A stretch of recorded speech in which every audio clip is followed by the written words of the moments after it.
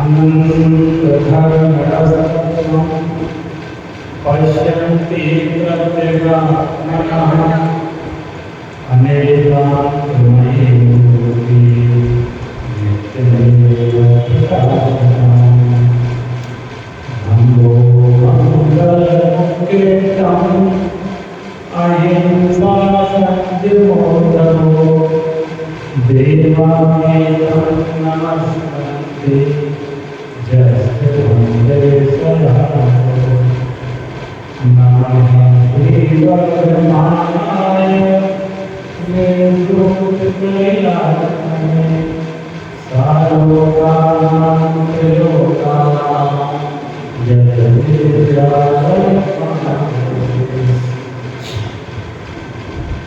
जीवमजीवं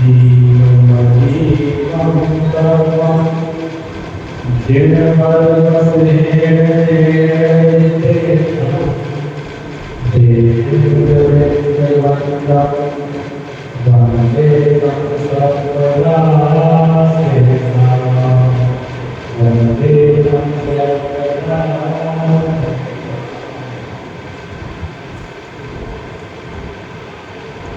दशलक्षण महापर्व का आज छठा दिन है और अब क्रमशः धीरे धीरे असली मुद्दे पर बात आ रही है। जो आचार्य हमको एक शिक्षा देना चाहते हैं वो बात अब असली सामने आ रही है। अभी तक आप समझो हमने कसाय का अभाव हो गया, चार कसाय का अभाव कर चुके हम 4 दिन। फिर 5वें दिन हमने सत्य धर्म भी प्रकट कर लिया। अब असली मुद्दा सामने आया है तो वो है संयम। ऐसा आपको लगता है कि संयम बहुत जरूरी है? संयम की आवश्यकता क्यों है? आखिर जैसे संयम ना रखें, संयम ना करें तो भी चल ही रहा है सबका काम। जगत में इतने करोड़ों अरबों लोग हैं, बिना संयम के भी चल रहा है और सबके सब काम हो रहे हैं। कोई काम तो रुक नहीं रहा, जो संयम नहीं कर रहा है उसके भी हो रहे हैं, जो संयम कर रहा है उसके भी हो रहे हैं। तो इसकी जरूरत क्या है? मैंने आज हमको अगर संयम धर्म का स्वरूप समझना है तो उसकी जरूरत समझनी पड़ेगी। उसकी जरूरत पहले हमें उसकी नीड फील होनी चाहिए कि ये बहुत जरूरी चीज है, ऐसा फील होना चाहिए। किसी के कहने से संयम लेना, किसी के दबाव में संयम लेना, संयम न करना, खुद समझे बिना अगर हम कोई भी क्रिया करते हैं तो वो क्रिया फॉर्मल हो जाती है, उसका कोई फल नहीं मिलता है। मैं अपनी बात को कुछ ऐसे समझाना चाह रहा हूँ कि जैनाचार्यों ने एक विचार किया, अपने आचार्य थे उन्होंने विचार कि देखो ये कितने कह लो पढ़ाई लिखाई ज्ञान कितनी बात कर लो, लेकिन अब सब लोग तो ज्ञानी हो नहीं सकते, सब लोग ज्ञानी नहीं, पढ़ लिख नहीं सकते, ज्ञानी नहीं हो सकते। इवन तब तो ज्ञान भी सबको नहीं हो सकता, ये तो निश्चित। बहुत किसी किसी की रुचि होती है, सबको तब तो ज्ञान भी नहीं हो सकता। मैंने आप बहुत जरूरी है तब तो ज्ञान, उसके बिना कुछ होता नहीं है। लेकिन ये भी निश्चित है कि सबको नहीं हो सकता। और आचार्य ने सोचा कि कोई व्यक्ति ऐसा मेरे सामने आ गया, वो कहता है हे भगवान मेरा कल्याण कैसे? आप सबने भील भील की कहानी सुनी होगी, भील बोलते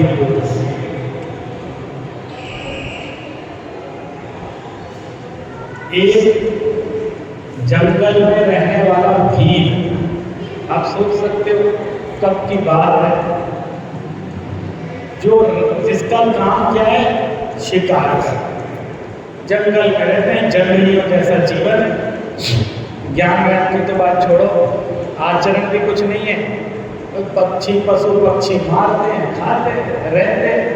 ऐसे कबीले भी होते हैं, भील भी हैं, न पहले का ठिकाना न कुछ, ऐसे जीव हैं। तो एक भील ऐसे शिकार करते जंगल में घूम रहा है। उसने देखा कि एक कोई व्यक्ति बैठा है, ऐसे ध्यान कर रहा है, आंख बंद करके ध्यान। वो एक दिगंबर मुनिराज है, वो ध्यान लगा के बैठा। उनको देखा तो उसने ये सोचा कि देखो, वस्त्र तो हमने भी नहीं पहन रखे, वो जंगल में भी क्या पहनते हैं, आधे नंगे से ही घूमते। तो और ये भी नग्न है, लेकिन हमारे में और इनके में कितना फर्क दिख रहा है। ये तो कुछ विशेष दिखलाई दे रहा है, इनका आधा मंडल कुछ विशेष, तो जरूर ये कोई महत्वपूर्ण व्यक्ति है और जरूर ये कोई महात्मा है, ऐसा उसके मन में विचार है। तो घूमते फिरते वो कुछ नहीं, जाके वहां बैठ गया। तो जब उन्होंने आंखें खोली तो देखा कि मेरे सामने एक भील बैठा है।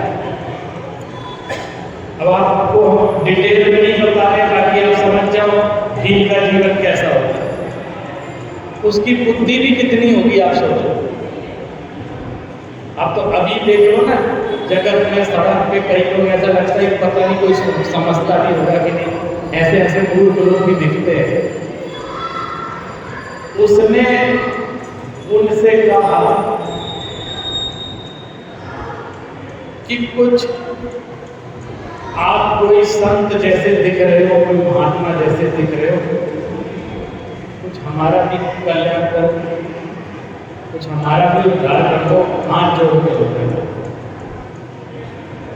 एक भी आप देखना, ना तो वो जैन है ना, न जैन समाज से बिलोंग करते थे, न पढ़ा लिखा है, ज्ञानी नहीं है, बिल्कुल निपट गंवार है ना।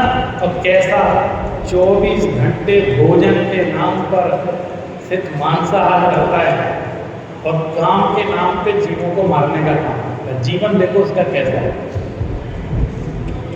उसने उन भगवान से निवेदन किया साधु महाराज से कि मुझे कुछ कल्याण करना है। उन्होंने आंखें खोली तो उन्होंने क्या सोचा होगा ये मैं आपको बताता हूँ। आपने कहानी में तो इतनी पढ़ा होगा, उन्होंने ऐसा कहा, लेकिन हम सोचते हो महाराज जी ने क्या सोचा हो। उन्होंने सोचा वो ये भी तो एक जीव है, मनुष्य, ये जैन नहीं तो क्या हुआ, और ये पढ़ा लिखा भी नहीं है, और इसका जीवन भी कैसा विचित्र है, खान पान कैसा विचित्र, उन्होंने सोचा हो। आखिर धर्म में तो सबके कल्याण की बात कही है ना, तो इस जीव के भी कल्याण की बात होनी चाहिए। तो उन्होंने कहा इसका भी कल्याण, माने अधम से अधम जीव, अधम सबसे निकृष्ट, मनुष्यों में भी सबसे निकृष्ट जो हो सकता है, उसके लिए भी कह दिया तुम्हारा भी कल्याण। कहीं जैनाचार्यों ने कमी नहीं रखी, बोले इस जीव का भी कल्याण। उन्होंने साहब हम क्या करें।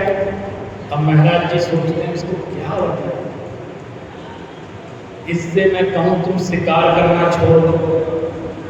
उपदेश देना चाहिए था उनको उपदेश देना चाहिए था कि तुम शाकाहारी बन जाओ, तुम पशु पक्षियों को मारना छोड़ दो। लेकिन उस समय उन्होंने ये भी सोचा कि ये इसके जीवन में संभव नहीं है, एकदम से ये काम कर नहीं पाए, लेकिन कल्याण तो धर्म में ऐसे जीवों का भी होना है, इतने निकृष्ट जीवों। तो उन्होंने एक उपाय, तुम एक काम कर सकते हो क्या। बोले तुम मांस खाना छोड़ सकते हो। अरे कैसी बात कर, मेरा तो भोजन। बोले तो शिकार करना छोड़ सकते। बोले नहीं। तो क्या करें, इसका क्या उपाय है, इस चीज का क्या कल्याण। बोले अच्छा एक बात बताओ, तुम किस किस का मांस खाते हो? तो उसने नाम गिनाए पशु पक्षी। तो बोले तुमने कभी कौवे का मांस खाया है? तो उसने कहा कि महाराज हम लोग भले भील हैं, लेकिन हमारे भी नियम होते हैं। वो बड़ा अशुभ पक्षी है और ऐसे अशुभ लोगों का हम मांस नहीं खाते। हमारे कुछ कबीले में भी नियम चलते हैं, तो हम कौवा बड़ा निकृष्ट पक्षी है, देखने में भी बुरा है, काम करता है, तो ये अशुभ माना जाता है, हम इसके मान। तो बोले कभी नहीं खाया था मांस? बोले नहीं, हमने कभी नहीं खाया, हमने होते ही नहीं, कोई ध्यान ही नहीं देता। तो अच्छा एक काम, तुम एक नियम ले सकते हो। क्या? तुम आज हमसे कह रहे हो कि मेरे कल्याण का मार्ग बताओ, एक नियम ले। तो वो बोले क्या ले? तो देखो जिंदगी का सबसे सरल नियम उसको था, सबसे सरल, जिसपे उसने पहले यहाँ भर दी कि हमारे यहाँ ये सब काम नहीं होते। मैंने उसको कुछ करना नहीं था, वो उसके जीवन में कुछ नया नहीं था, जैसा चल रहा था वैसे ही होना था, कहीं भी फर्क नहीं था। लेकिन उन्होंने कहा तुम कौवे के मांस का त्याग करो, एक नियम ले लो कि मैं जीवन में कभी कौवे का मांस नहीं खाऊं। तो उसको लगा कि इतने बड़े धर्मात्मा कोई संत मुझसे मेरे कल्याण का मार्ग बता रहे हैं, और ये कौवे का मांस माया वैसे ही नहीं बनता है ना, हम लोग सुनते हैं। और एक ने बड़े बात कह रहे थे कि बात खाली नहीं जानी चाहिए। तो हे स्वामी आप ये कह रहे हो, मैंने पहली बार जिंदगी में किसी को देखा है ऐसे तपस्वी को, आप कह रहे हो, बोले इससे मेरा कल्याण हो जाए? बोले हाँ हो जाए। तो शुरू तो करो। उसने हाथ जोड़ लिए और उसने नियम ले लिया कि मैं कौवे का मांस है। आप एक चीज सोचो इसमें, इस कहानी में उसने मांस का त्याग नहीं किया और न उससे करवाया, मैंने न उसने मांस का त्याग किया न शिकार का त्याग। उसने सिर्फ एक बहुत छोटा सा जो उसके जीवन में संभव हो सके, उसने एक संयम अंगीकार किया कि एक जीव का हनन नहीं करेंगे और उसको हम अपना भोजन नहीं देंगे। लेकिन उस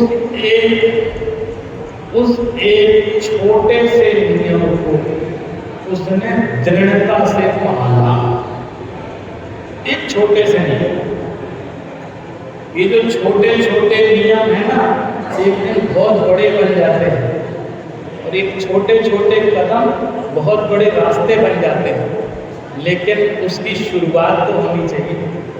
आप सोचो, एक कौवे का मांस छोड़ने का नियम लेने वाला वो भील,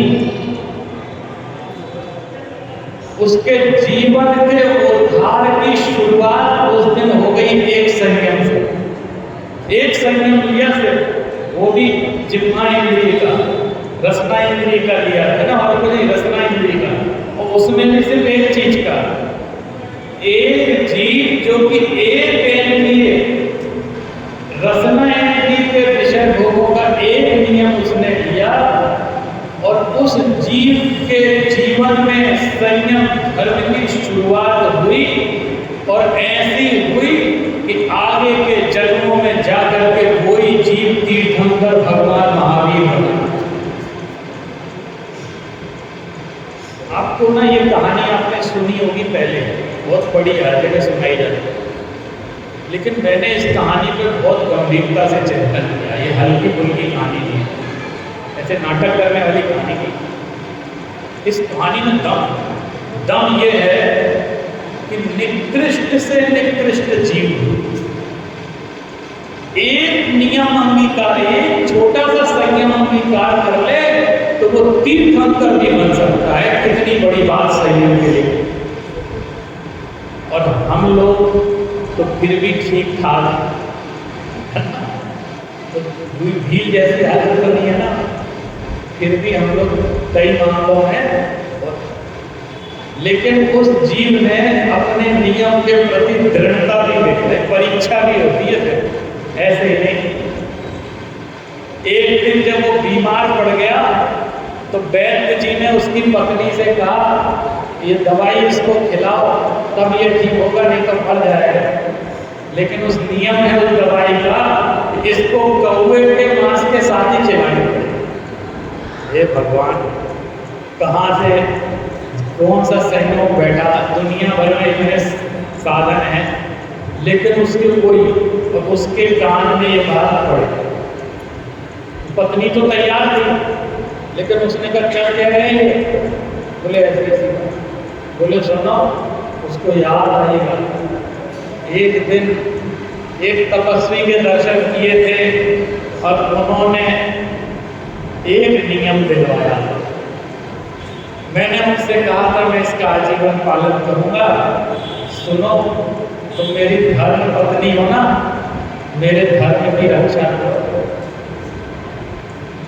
धर्म की रक्षा करने के लिए धर्म पत्नी नाम है।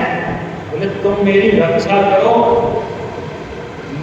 मैं चाहे कुछ हो जाए, ये मेरे प्राण चले जाएं तो चले जाएं, ये मेरी पर्याय चली जाए तो चली जाए, लेकिन मैं कौवे के मांस का सेवन कदापि नहीं करूं।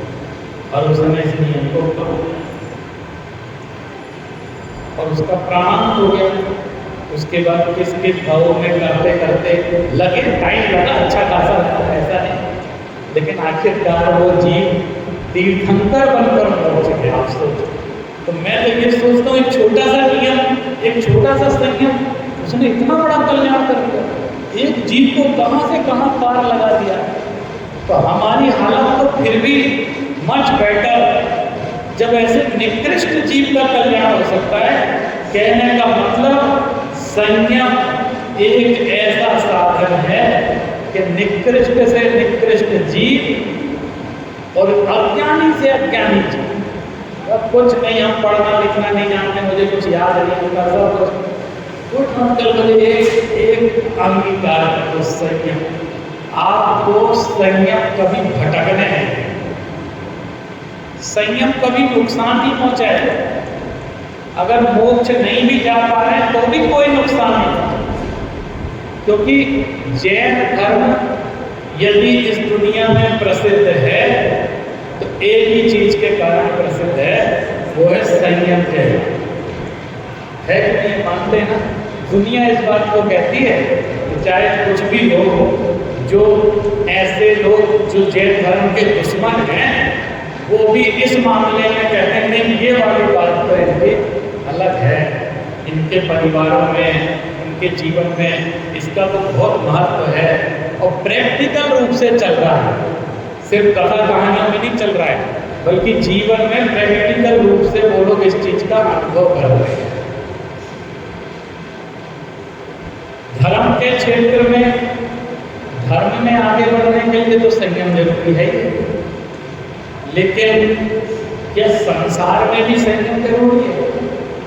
लौकिक कार्य करें तो क्या उसमें भी संयम जरूरी है? वहां भी जरूरी है। माने हमको तो ये देखना है ना कि संयम हर तरफ आवश्यक है। संयम का अर्थ क्या होता है, इसका मीनिंग क्या है? संयम को इंग्लिश में बोलते हैं कंट्रोल। हर चीज कंट्रोल में रहती है तो ठीक रहती है, और आउट ऑफ कंट्रोल होती है तो बर्बाद होती है। हर चीज सेल्फ कंट्रोल का नाम है संयम। अपने आप पर नियंत्रण, खुद पर नियंत्रण, आत्म नियंत्रण ही आत्म संयम है। और जिसके जीवन में संयम नहीं होता है उसका जीवन चाहे कितना भी सुंदर हो, लेकिन वो वैसे ही है जैसे बिना ब्रेक की कार होती है। आप कार खरीद के लाओ, बहुत बढ़िया मॉडल हो, पूरी देश में सबसे महंगी कार खरीद के लाओ, करोड़ रुपए लगा के लाओ, और वो बोले इसमें सब चीज बढ़िया है, टॉप की है, एक ही चीज नहीं है, इसके अंदर ब्रेक नहीं है, ये चलेगी तो फिर रुकेगी नहीं, तुम्हारे आपके कंट्रोल में नहीं है। तो वो कार किसी काम की है? बोले करोड़ों की भी हो तो बेकार। अगर कार में ब्रेक हो तो कार, नहीं तो बेकार। जैसे कार की स्थिति है वैसे ही हमारे जीवन की भी स्थिति बनती है कि अगर जीवन में हमारे संयम है तो सार है, और संयम नहीं है तो जीवन निस्सार है। और संयम के बारे में क्या क्या बताऊं? हमारे शास्त्रों में जैसे कार्तिकेय प्रेक्षा ग्रंथ है ना, स्वामी कार्तिकेय ने लिखा है, ऐसे एक बालसार प्रेक्षा ग्रंथ है जो आचार्य कुंद ने लिखा। और इन ग्रंथों में 10 धर्म के लिए 10-10 गाथाएं लिखी हुई। उसमें हर धर्म के बारे में गाथा लिख करके लिखा है कि इस धर्म का क्या स्वरूप है। एक दो चीज मैं आपको पढ़कर सुनाता हूँ। जैसे कार्तिकेय प्रेक्षा में लिखा है कि जो जीव रक्षण करो गमना गमना शब्द कर्जेषु तण छेदम न इच्छति संयम धम्मो हवे तस्सत्।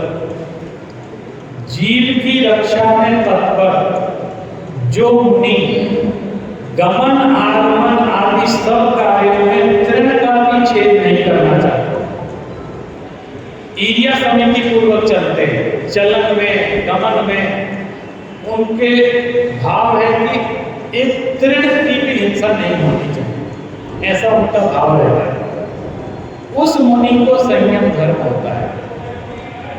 और जो जैसा पहले भी बताया था कि ये जो 10 धर्म हैं ये मूलतः मुनियों की अपेक्षा से शास्त्रों में है, लेकिन श्रावकों को भी नियम धर्म संयम इन सब की क्षमा मार्गवाचक की आवश्यकता है, तो उनके हिसाब से भी उसका स्वरूप वहाँ पे यथावत बदला है। जैसे हम लोग 6 आवश्यक के नाम गिनाते हैं ना अपने श्रावकों के लिए, कौन कौन से? देव पूजा गुरुपासनी स्वाध्याय संयमस्तपः दानं चेति गृहस्थानां षट्कर्माणि दिने दिने। तो देखो श्रावकों के 6 आवश्यक में क्या क्या है? देव पूजा, गुरु उपासनी, गुरु की उपासना बोले नियमित करना चाहिए। देव पूजा, गुरु उपासनी, स्वाध्याय, एक श्रावक को प्रतिदिन स्वाध्याय करना चाहिए। संयम, संयमस्तपः, संयम उसको पालना चाहिए और तप का भी पालन करना चाहिए। शास्त्रों में संयम 2 प्रकार का बतला है, एक इंद्रिय संयम और एक प्राणी संयम। 2 भेद हैं। कौन कौन से? इंद्रिय संयम और प्राणी संयम। इंद्रिय संयम का अर्थ यह है कि हमारे जो 5 इंद्रियां हैं इनके जो विषय भोगों में रुचि है उनमें कंट्रोल करना, अपनी इंद्रियों को वश में रखना। और प्राणी संयम वो है जो षड जीवनिकाय के प्रति रक्षा का भाव रखना कि हमारी किसी एक्टिविटी से उनकी हिंसा नहीं हो। काय छहो प्रतिपाल पंचेंद्रिय मन बस करो और संयम रतन संभाल विषय चोर बहु फिरत है। ऊपर लिखे हैं ना सारे 10 धर्मों के। हाँ, हमारे ऊपर वाला है क्या? छठे वाले ये लाइन भी बहुत जोरदार कह रहे हैं। काय छहो प्रतिपाल, ये जो षड जीवनी काय हैं एक इंद्रिय से लेकर पंचेंद्रिय करके उन सबके प्रति रक्षा का भाव रखना चाहिए, प्रयास करना चाहिए कि हमारी किसी एक्टिविटी से उनका हनन न हो। और पंचेंद्रिय मन बस, 5 इंद्रिय और मन, इसको कंट्रोल में रखो। क्यों? संयम रतन समान, इस संयम को रत्न की संज्ञा दी है। जैसे किसी के पास कुछ अच्छे बहुमूल्य रत्न हो तो कैसे रखता है? उसको बहुत तिजोरी में बंद करके संभाल के रखता है ताकि कोई चुरा ना ले, तो संयम रतन समान, ये संयम हमारे जीवन के रत्न हैं। ये वो कंकड़ पत्थर वाले रत्न नहीं है।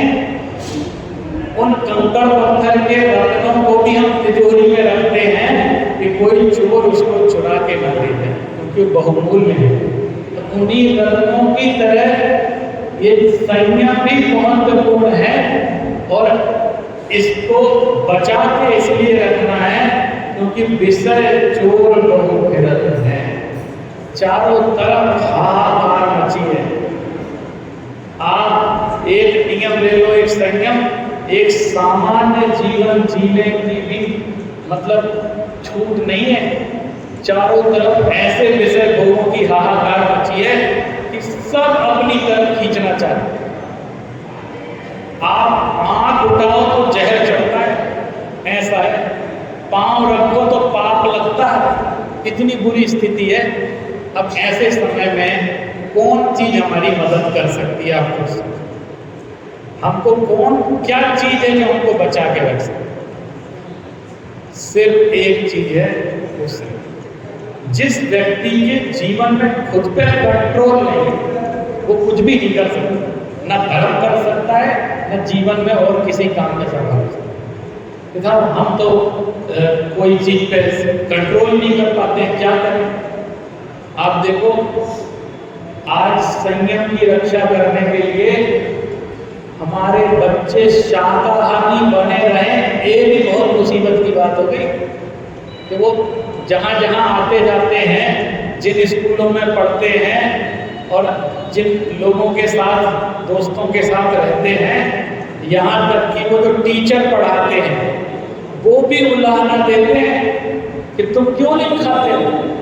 आप सोचो, टीचर, अब एक बाल मन, बच्चों का मन, वो क्या सोचता होगा कि पता नहीं मेरे मम्मी पापा होशियार बने करते हैं और पूरी दुनिया तो उसी में लगी है, वही चीजें चारों तरफ चल रही है। तो आप समझ रहे हो कितना मुश्किल हो गया है आज के समय में। इन छोटी छोटी चीजों के बारे में भी बोलना पड़ रहा है। आप समझ लो, अगर आप शांति से, अगर शाकाहारी भी हैं, शांति से, अच्छे से, अगर शाकाहार की भी रक्षा कर पा रहे हैं अपने जीवन में, तो अब यही मोक्ष समझ। इतनी बुरी स्थिति है चारों तरफ कि हम अपने को और अपने परिवार को सिर्फ शाकाहारी बनाए रहे, तो भी समझ लो बहुत बड़ी बात। आज की इतनी मुसीबत, वो ये कह रहे हैं विषय चोर बहु फिरत है। और शाकाहारी की क्या बात करें? अन्य जो श्रावक के मूल गुणों में जो बेसिक, जिसके कारण श्रावक नहीं है, मद्य मांस मधु, आचार्यों ने सब कहा, अंत में बोला बिल्कुल लो क्वालिटी का श्रावक कहने को, बोले साहब और कुछ हो नहीं हो, ये तीन चीज तो हम छूट नहीं दे सकते, है ना। और तुम जो भी करो हम श्रावक मानने तैयार है, लेकिन इन तीन चीज की छूट नहीं दे सकते, मद्य मांस और मधु। और आप ईमानदारी से बचाना, आज इन तीन चीजों से बचना कितना मुश्किल हो। माने चारों तरफ आग लगी है।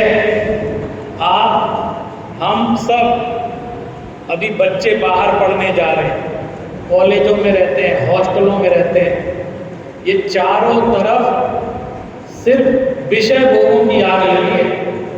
माने अगर हमारा बच्चा शराब नहीं पीता है, सिगरेट नहीं पीता है, तो उसको इतनी तौहीन की जाती है कि जैसे वो कोई पिछड़ा और गंवार हो। माने उसको ये कहा जाता है कि तुम आगे ही नहीं बढ़ सकते, तुम्हें अगर जीवन में आगे बढ़ना है, हमारे साथ रहना है, हमारे स्टेटस के साथ रहना है, तो तुम्हें ये सब चीजें तो अपनानी ही पड़ेगी। अब आप बताओ, धर्म को कैसे संभालें? सबके साथ समस्या आती है, हमें अपने बच्चों को समझाना पड़ता है। बच्चे ये शिकायत करते हैं कि पापा वो लोग अपनी कम्युनिटी में हमें सम्मिलित नहीं करते, वो घूमने फिरने जाते हैं तो हमें इग्नोर करते हैं, हम हमारे साथ सोसाइटी मेंटेन नहीं हो पाती है। हमने क्यों? क्योंकि वो जो करते हैं हम उसमें सहयोग नहीं दे पाते हैं, इसलिए या तो आप उनके जैसे हो जाओ, और आप अगर करोगे और बोले उल्टा सीधा बोलते हैं कि तुम पता नहीं अभी तक तुम बड़े नहीं हुए, तुम बड़े कैसे होगे अगर ये सब ग्रहण नहीं करोगे, तो ऐसी ऐसी बातें बोलते हैं। इसलिए मुझे लाइन अच्छी लगती है, विषय चोर चौंक। आपने अगर हल्का सा संयम भी धारण कर रखा है ना, तो जान लेने को उतारत है। और एक बात ध्यान रखना आप, लेकिन मैं तो सारे अपने युवा साथियों से भी बात कहता हूं, हम अगर किसी नियम के पक्के हैं तो कभी भी इंफीरियरिटी कॉम्प्लेक्स में आने की जरूरत नहीं।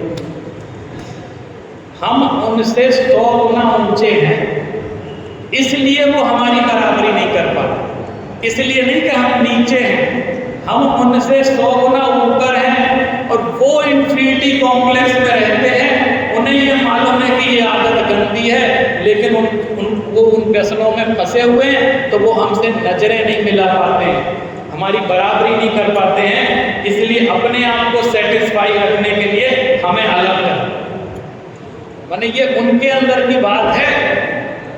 मैं बताऊं, मेरे तो ऐसे ऐसे अनुभव हैं। मैं सारे अपनी सब युवा पीढ़ी को बात बोलना चाहता हूं। हमारे कुछ ऐसे मित्र जो ऐसे ऐसे नशे करते थे जिनके आप नाम भी नहीं जानते, जिनके आप नाम भी नहीं जानते होंगे, तो जब उनके साथ खड़े होते थे तो वो जो भी कर रहे हो पीछे छुपा लेते कि भाई इसके सामने हमको नहीं करना है। तो एक बार मुझे भी लगता था ये ऐसा क्यों है, क्या है, लेकिन मैंने एक बार देखा, एक ऐसे ही मित्र ने मुझसे कहा थोड़ा मेरे साथ रहो, तो उनके और मित्र आए तो उन्होंने ऑफर दिया कि ये तुम्हारा दोस्त है तो ये भी ग्रहण करता होगा, बोले तुम भी लोग ग्रहण करो।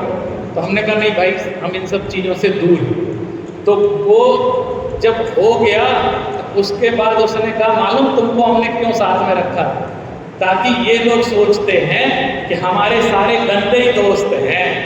आज इनको पता चला कुछ मेरे अच्छे दोस्त भी, बोले आज मेरी इज्जत बढ़ी है। इन सबके दिमाग में ये था कि जैसे हम हैं वैसे इनके सारे दोस्त होते हैं। तो उस दिन मुझे पता लगा कि हम जो नियम धर्म पालते हैं वो वास्तव में उससे स्टेटस बनता है।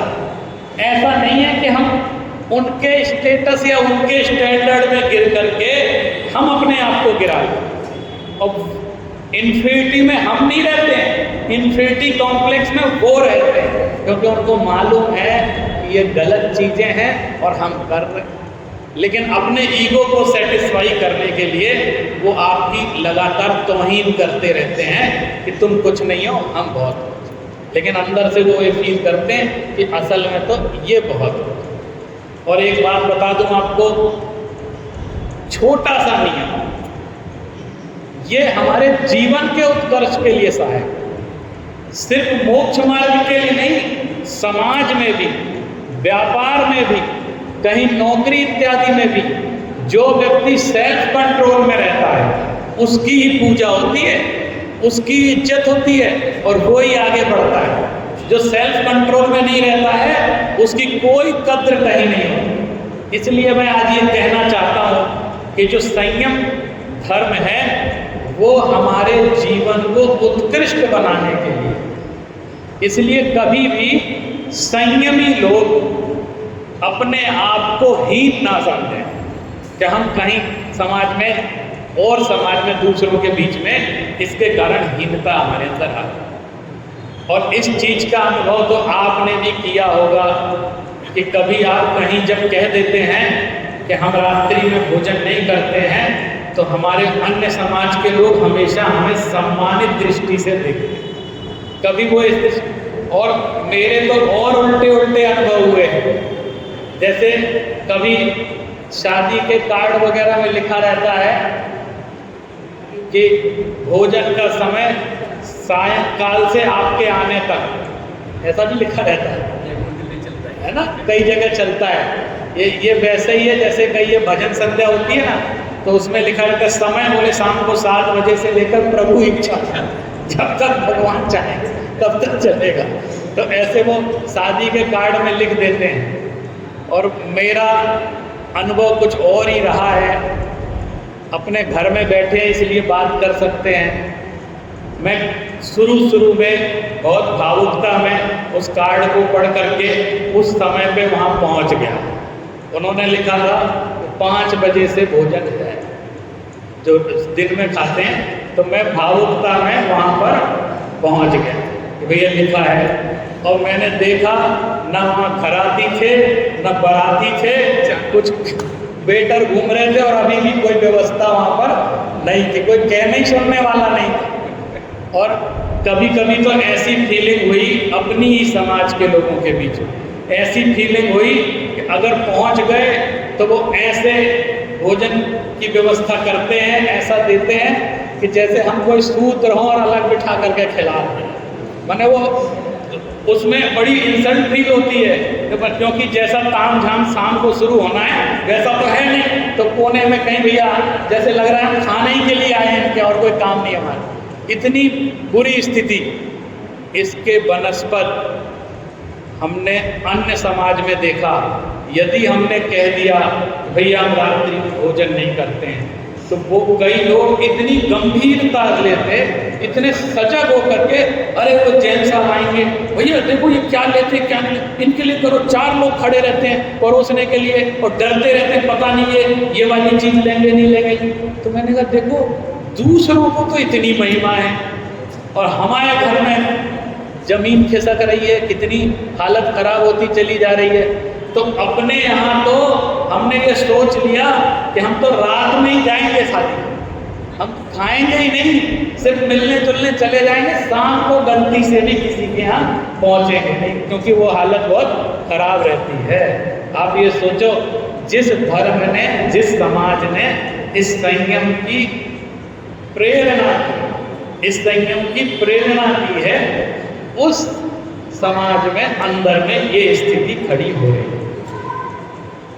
एक घटना और बताओ, दिल्ली में एक बहुत बड़े घराने के व्यक्ति दरियागंज के, उनके लड़के का विवाह, और जिनके यहाँ शादी हो रही थी वो जैन नहीं थी, जिन लड़की से शादी हो रही थी वो जैन नहीं थी। तो उन्होंने कई बार फोन करके कहा कि आपको जरूर आना है, और ठंड का समय था, जल्दी शाम हो जाती है और वहाँ सब व्यवस्था रहेगी, आप चिंता नहीं करना, आप टाइम से पहुँच जाना, और ये वो दुनिया। और बहुत पीछे पढ़ के कहा, तो खूब दूर जाना था और हम वहाँ पहुँच गए। तो वहाँ पहुँचे तो उनकी बारात तो आई नहीं थी, वो खुद भी नहीं थे वहाँ, और वहाँ कोई, तो इतने में एक व्यक्ति ने मुझे देखा, उनको लगा आप शादी में आए हैं? मैं हाँ। तो बोले अरे आप जैन है ना? हाँ। तो भाई साहब उन्होंने ऐसा VIP अरेंजमेंट किया, और वो जो वेटर पूरे में घूमते हैं वो अकेले हमारी सेवा में लगे, जो अजैनों का इंतजाम था, अकेले हमारी सेवा, कोई था नहीं। और फिर देखा कोई आया नहीं है, बाकी अभी तक बारात भी नहीं आई, तो हमने सोचा हम भी निकलते हैं, कब तक बैठे रहे, किसी काम से चले कि जब वो आएंगी तब आएंगे।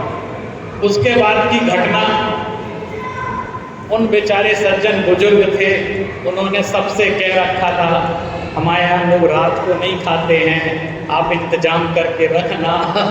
अजय के यहाँ शादी होती तो उनसे कह रखा था, तो वो भी बहुत तौर तरीके से।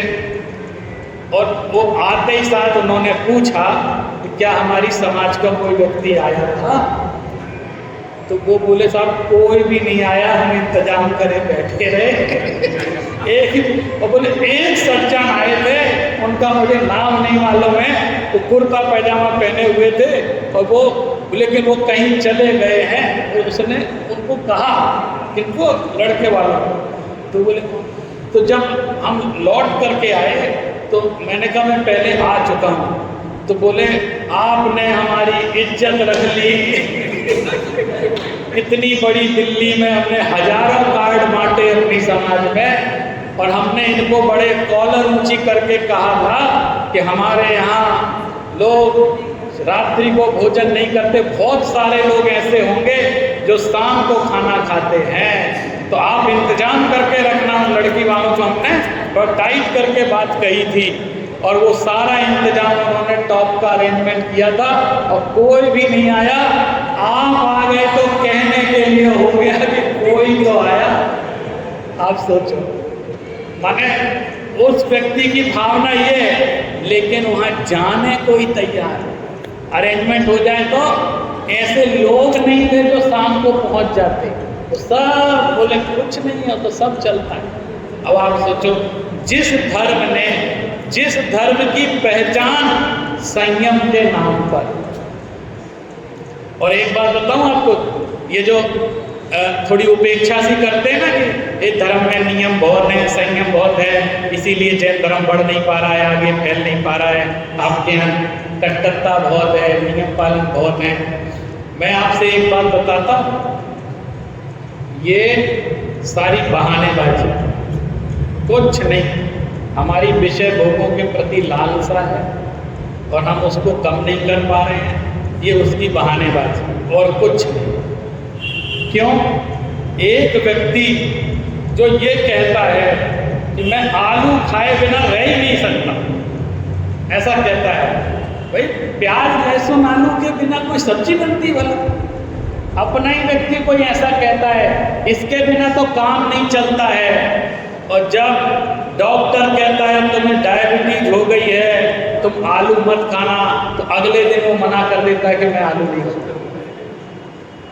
और वही जो कह रहा था कि इसके बिना काम नहीं चलता है, इसके बिना मैं जी नहीं सकता, उसी जीव को जब डॉक्टर कह देता है कि तू ये ग्रहण मत करना, तेरे लिए नुकसानदायक है, तो तुरंत छोड़ देता है। अब कैसे काम चल रहा है उसका? अब उसका काम चल रहा है क्या? तीर्थंकर भगवंतों से भी बड़े हमारे डॉक्टर हैं, है कि नहीं? ऐसा क्यों होता है मालूम? तीर्थंकर भगवंतों ने ये जो संयम का उपदेश दिया था, वो आत्मा के कल्याण के लिए दिया, तो वो बात तो समझ में आई। लेकिन डॉक्टर शरीर के कल्याण के लिए उपदेश देता है तो तुरंत बात समझ में। ऐसा इसलिए है क्योंकि हम अपने आप को आत्मा मानते ही नहीं है, हम तो अपने आप को शरीर मानते हैं। डॉक्टर कहेगा तो मान लेंगे, लेकिन सर्वज्ञ देव कह रहे हैं तो नहीं मानेंगे। अब आप सोचो, जीवन तो वही चल रहा है, जी तो वैसे ही रहे हैं, उसमें कोई कमी तो आ नहीं रही है। लेकिन जब भगवान ने कहा तब ये बात हम तो नहीं कर सकते था, हमसे नहीं बनता है। लेकिन जब डॉक्टर ने कहा अब तुमने किया तो तुम्हारे साथ ऐसा हो जाएगा, तो तुरंत उस पर कंट्रोल नहीं सकते, क्योंकि शरीर की चिंता है, आत्मा की चिंता हमें नहीं है। इसलिए जब हम शक्ति के रहते हुए भी हम जब संयम की उपेक्षा करते हैं, तो इसका अर्थ है हम सर्वज्ञ भगवान की आज्ञा का उल्लंघन कर रहे हैं, और हम शरीर में अपने आप को आसक्त बनाए हुए बैठे हैं। जब तक हम ऐसा नहीं करेंगे, तब तक एक तो कम से कम शुरू में संयम के प्रति श्रद्धान रखें कि जब तक संयम नहीं आएगा तब तक कोई काम नहीं हो सकता। और हमें तो मोक्ष मार्ग पर आगे बढ़ना है, मुक्ति।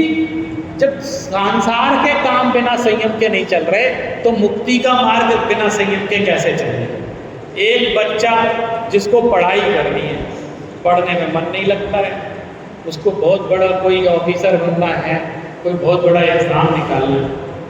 अब बताइए, उसकी इंद्रियां, कान, नाक, है ना, ये जब बाहर भटकती रहेंगी तो वो अपने पढ़ाई में कैसे केंद्रित कर पाएगा? उसको सब लोग ये शिक्षा देते हैं कि पंचेंद्रिय मन वश करो। क्यों? अगर आप पंचेंद्रिय को वश में नहीं करोगे तो एकाग्रता कैसे लाओगे? अच्छे से पढ़ोगे कैसे? अच्छे से याद कैसे होगा? परीक्षा कैसे दे पाओगे? तो कंट्रोल तो करना पड़ता है ना।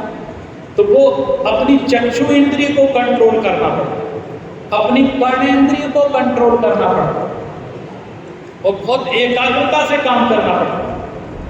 हमारे गुरुजी हैं, उनसे मैंने कहा कि मैं आपके प्रवचन रोज सुनता हूँ। तो कहले कब सुनते? तो मैंने कहा मैं जब कार चलाता हूँ तो उसमें स्पीकर ऑन कर लेता हूँ और आपके प्रवचन सुनता हूँ। तो मालूम मुझसे क्या बोले कि तो तुम भिड़ते नहीं हो कहीं, हमारा एक्सीडेंट नहीं होता? हमने कहा नहीं, मैं प्रवचन भी सुन लेता हूँ और कार भी चला लेता हूँ। तो बोले तो क्या खाक सुनते हो मेरे प्रवचन? अगर तुम वास्तव में मेरे प्रवचन सुन रहे होते तो निश्चित तुम्हारा एक्सीडेंट है, क्योंकि एक समय में एक स्थान में ही उपयोग लगता है। अगर तुम्हारा एक्सीडेंट नहीं हुआ है इसका मतलब है तुम्हारा प्रवचन में उपयोग नहीं लगा।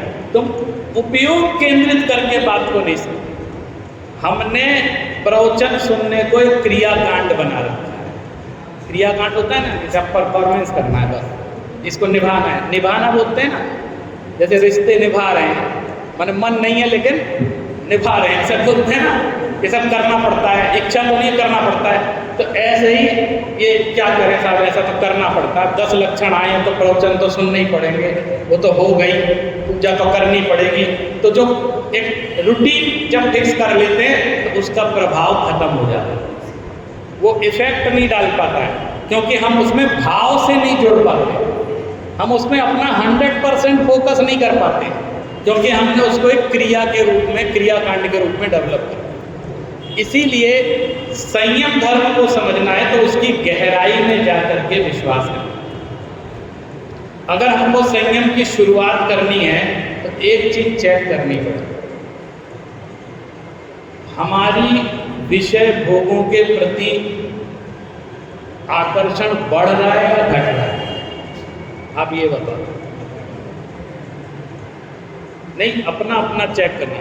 अभी पहले की अपेक्षा हमारा विषय भोग माने पंचेंद्रिय के विषय, इनके प्रति हमारा आकर्षण बढ़ रहा है या घट रहा है? अगर बढ़ रहा है तो हम असंयम की तरफ जा रहे हैं, यदि घट रहा है तो हम संयम की तरफ जा रहे हैं। और ऐसा नहीं है घटता है,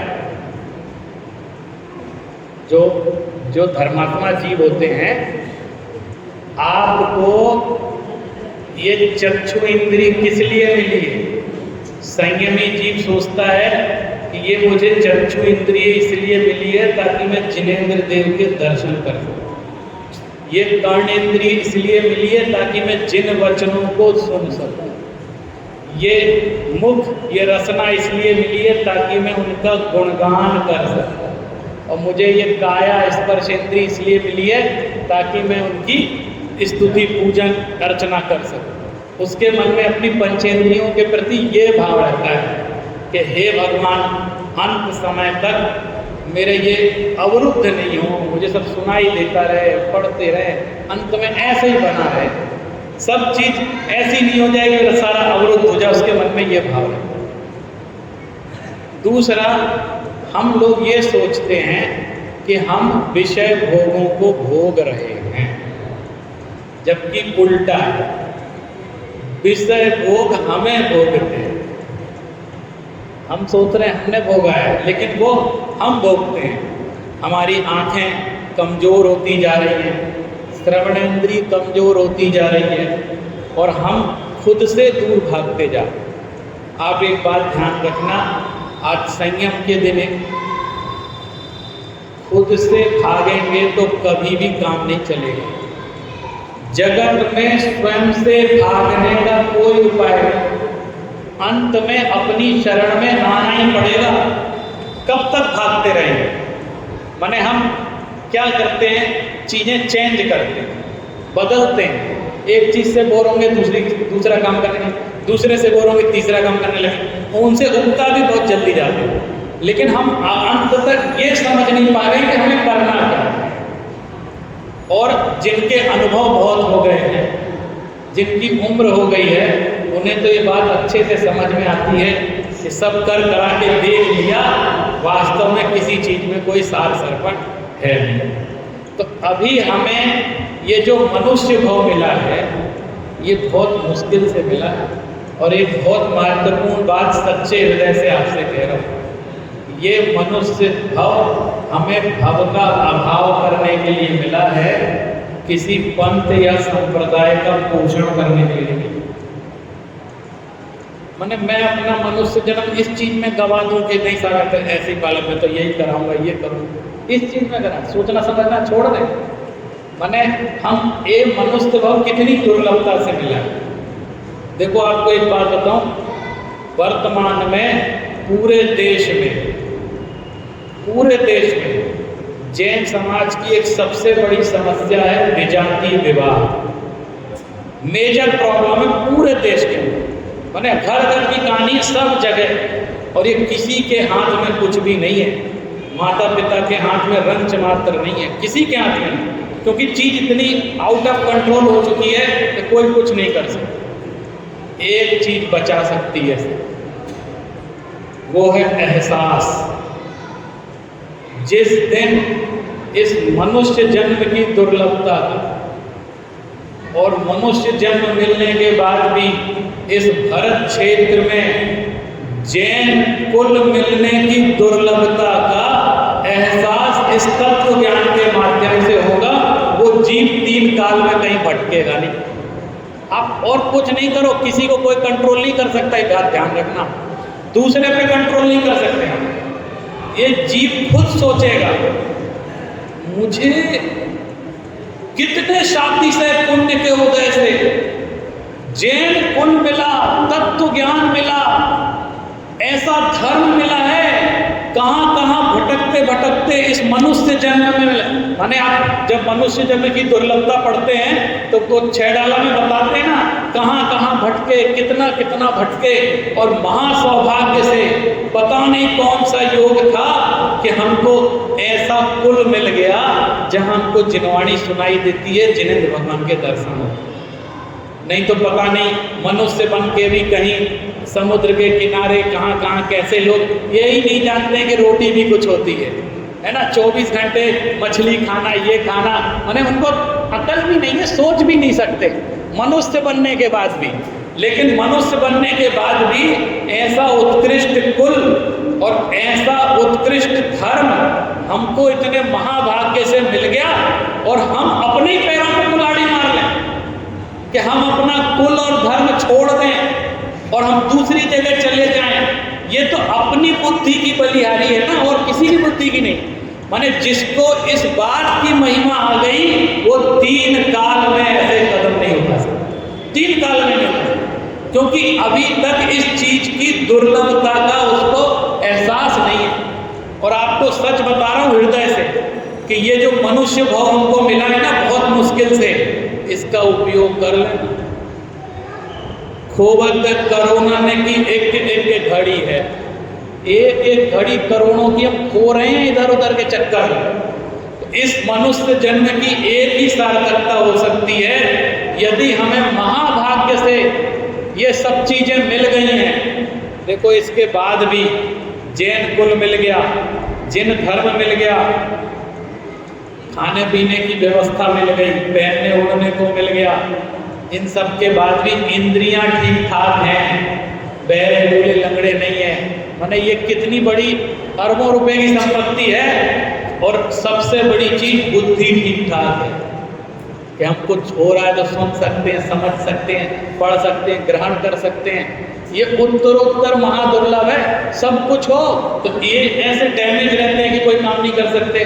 फिर सब मान लो शरीर ठीक हो तो बुद्धि ऐसी होती है कि कुछ पागलों जैसे घूम रहे, समझ में नहीं आ रही बात, डिप्रेशन में, कोई अवसाद में पागल हो रहा है। अरे ये महापुण्य के वजह से सब ठीक ठाक है। और मैंने तो अपने जीवन में ये नियम लिया है कि ये जो सब पुण्य के उदय से हमको मिल गया है तो इस पुण्य को मुझे शादी से पुण्य में तब्दील करना है। और ये मनुष्य जन्म छूटने के बाद पुनः पता नहीं कब मिलेगा कि नहीं मिलेगा, इसलिए एक एक क्षण का मुझे उपयोग अपनी आत्मा के कल्याण के लिए करना है। मुझे दूसरे की किसी की चिंता नहीं है, मुझे मेरा आत्मा का कल्याण हो। और आत्मा का कल्याण जिन धर्म के अलावा कहीं संभव नहीं है, ये भी जान लेना। क्योंकि यहीं पे त्रिलोकीनाथ ने ये बताया है कि अपने स्वरूप को पहचानो, और अपने आप से भाग करके तो कोई काम हमसे हो, हम पूरी कोशिश कर लें, अंत में हमें आना अपने अंदर पड़े। अभी नहीं समझ में आए, नहीं समझ में आए। इसलिए संसार के जितने काम है ना वो तो चलते रहेंगे, आप करो नहीं करो, थोड़ा बहुत निपटाओ, सब उनमें कोई फर्क पड़ने, खूब कर लो तो भी कोई नहीं पूछने वाला। ये भी ध्यान रखना, किसी की कितनी सेवा कर लो, कितनी सहयोग कर लो, अंत में निराशा ही हाथ लगती है, पलट के कुछ मिलने वाला नहीं है। ये संसार बहुत विचित्र स्वार्थी है, कुछ भी कोई करने वाला नहीं है। उसमें एक ही काम है कि सब करो लेकिन अपने को नहीं भूलना, अपना कल्याण नहीं। मेरा कल्याण मुझे खुद ही करना पड़ेगा, कोई दूसरा करने नहीं आए, क्योंकि उसका कोई उपाय नहीं। दूसरे काम तो दूसरे भी कर सकते, माने इसकी अनिवार्यता इसलिए है संयम की, तप की, आत्मानुभव की, कि जो और काम है ना जिनको हम बहुत जरूरी मानते हैं, वो काम हम नहीं करेंगे तो कोई और भी कर देगा, काम नहीं रुकेगा संसार में।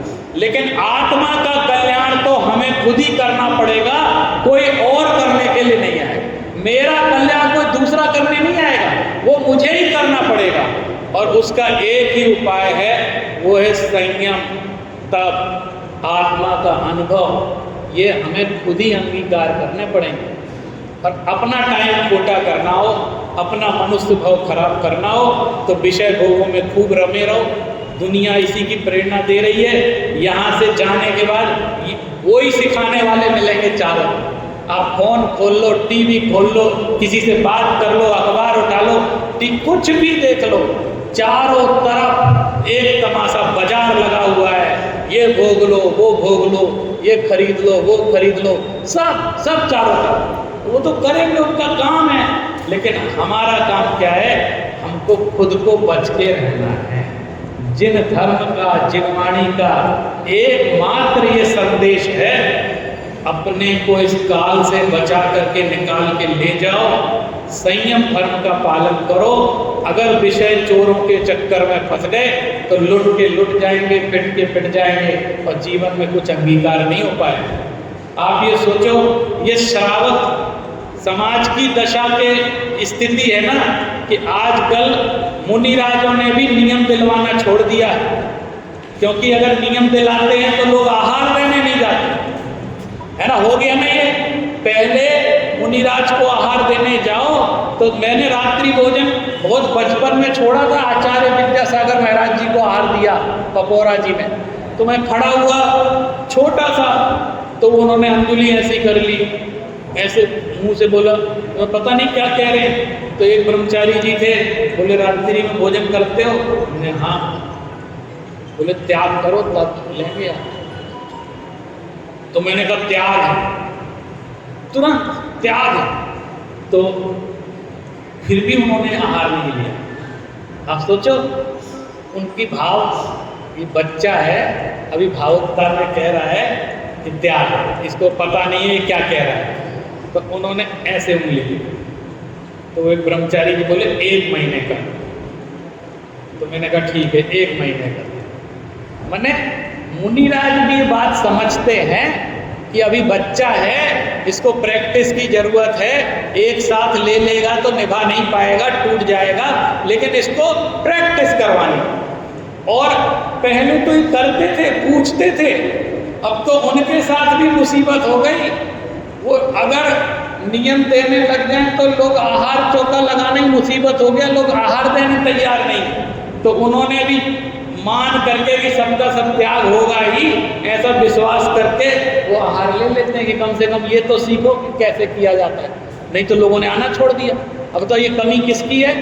हम डर के मारे जा नहीं रहे उनके पास कि कोई नियम दे देंगे, और नियम अपने लिए देते कि हमारे लिए देते। और उनको क्या करना आपके नियम, लेकिन वो किस लिए? आपके कल्याण के लिए नियम देते। उनको कुछ नहीं करना, उनको तो आप नहीं दोगे दूसरा दे देगा, लेकिन वो आपका कल्याण हो इस उद्देश्य से नियम संयम धर्म दिलवाते। लेकिन हमारी स्थिति दिन प्रतिदिन कैसी होती जा रही है, ये हम लोग सब लोग अनुभव कर रहे हैं। हम लोग इस तरह अब संयम धर्म के महत्व को समझें। और मैंने एक ही चीज संयम धर्म के दिन ये सीखी है कि यदि निकृष्ट से निकृष्ट जीव का भी यदि कल्याण हुआ है तो एक संयम अंगीकार करके हुआ है, इसलिए संयम धर्म हमारे जीवन में प्रकट हो, इसी भावना के साथ बोलिए उत्तम संयम धर्म की।